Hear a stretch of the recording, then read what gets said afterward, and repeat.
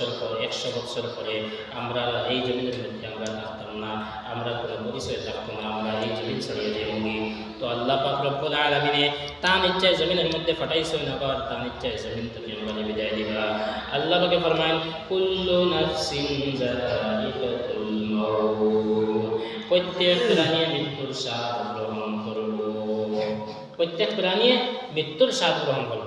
মৃত্যুটা কি বাকিবার কোনো সুযোগ আছে না? আল্লাহ পাকে ফরমান কুল ইন্নাল মাউতাল্লাযী তাফিরুনা মিনহু ফাইন্নাহু মুলাকীকুম।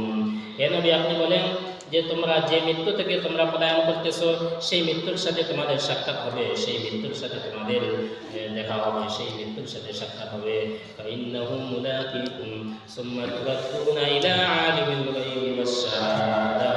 তারপরে তোমাদেরকে লুটানি হবে, প্রত্যাবর্তন করা হবে ওই রবের দিকে যিনি সামনে জাহিরে বাতিনে সব কিছু জানো।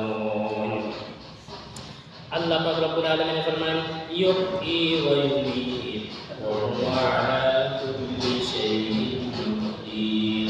ইউহয়ী ওয়া ইউমীত, তিনি জীবিত রাখেন আর তিনি মারেন। মানুষের হায়াত দেন আর তিনি মৌত দেন। প্রত্যেক প্রাণীর হায়াত দেন আর প্রত্যেক প্রাণীর মৌত দেন। কার কাম এটা? আল্লাহ তাআলার। কার কাম এটা? আল্লাহ তাআলা।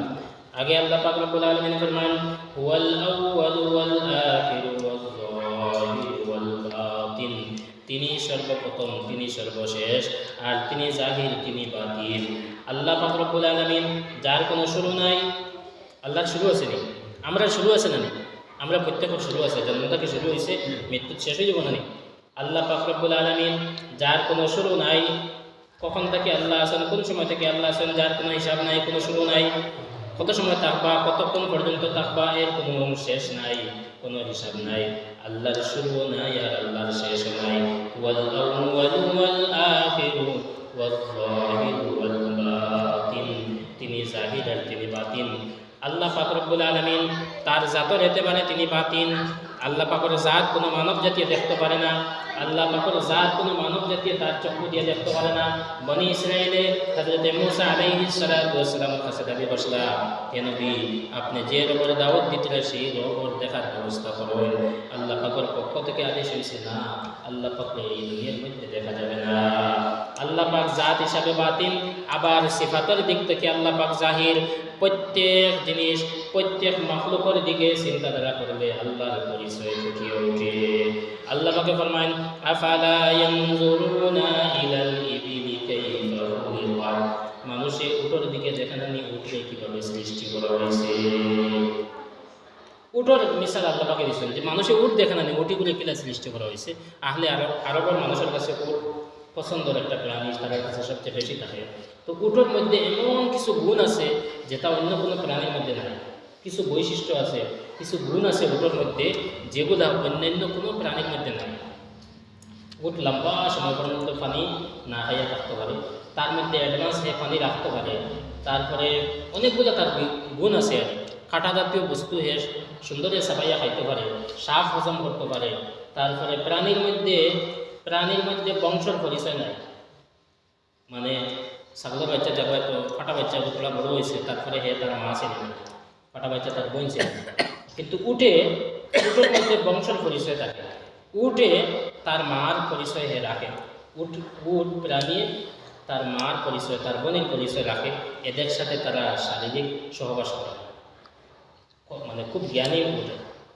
আর বেশ কিছু উটের বৈশিষ্ট্য আছে। উট প্রাণীর বেশ কিছু আর অন্যান্য প্রাণী থাকে তার আলাদা তার গুণ আছে। গতিকে আল্লাহ পাক ফরমান তারা উটও দেখে না। আফালা ইয়ানজুরুনা ইলাল ইবিলি কাইফা খুলিকাত ওয়া ইলাস সামাই কাইফা রুফিআত, তারা আসমান দেখে না, কিভাবে আসমানি কাণ্ডে কোটি ছাড়া, কোনো কোটি নাই, কোনো স্তম্ভ ছাড়া আসমানি কাণ্ডে কিভাবে রাখা হয়ে গেছে। ওয়া ইলাল জিবালি কাইফা নুসিবাত, আর জমিনকে কিভাবে বিছানা হিসাবে বানাইয়া রাখা হয়ে গেছে। জমিনকে আল্লাহ পাকে বিছানা বানাইয়া রাখছে। মানুষের বিছানা যেন ঘর বানাইবার দরকার মুনাসিব মাটি, যেন ক্ষেতর দরকার মুনাসিব মাটি, যেন থেকে বালির দরকার মুনাসিব মাটি। বুঝা গেছে? সারা দুনিয়ার মাটি যদি খাপড় হইতো, ফাত্তর হইতো, সবজি হইতো না, গাছ হইতো না, সারা যদি ফাঁক হইতো, গরম হইতো, ঘর বানাইলে গাড়ি হইতো না। আবার ওলা যদি শক্ত হইতো যে সেদ মারলে কোদাল হামার না জেসিবি খাটিতে পারেন না, এলে যদি হইতো তেগর বানাইল কেন না হবে, বুঝা গেছে নি? তো আল্লাহ পাকে জমিনকে মুনাসিব বানাই দিয়েছেন মানব জাতির লাগে। বার্সার লাগাইলে বইতো, ফরাস লাগাইলে বইতো, আলু লাগাইলে বইতো, সব আবার এক মাটিতে হয় না, প্রত্যেকটার আলাদা আলাদা মাটি লাগে, বুঝা গেছে নি? তো আল্লাহ পাকের নিয়ামত, আল্লাহ পাকে মানব জাতির লাগে এটা সেটা বানাই দিয়েছে। আর আমরা রে বানাইছেন ইবাদতের লাগি, আমরা রে বানাইছেন ইবাদতের লাগি। আল্লাহ পাক রব্বুল আলামিন ফরমান ওয়া হুয়া বিকুল্লি শাইইন আলিম, তিনি সব কিছুর ব্যাপারে জাননেওয়ালা। এই একটা কথা যে আল্লাহ পাক সব কিছু জাননেওয়ালা। আমরাও জানি, আল্লাহ পাকেও জানো। আমরা জানা হলো সীমিত, বুঝে গেছেন?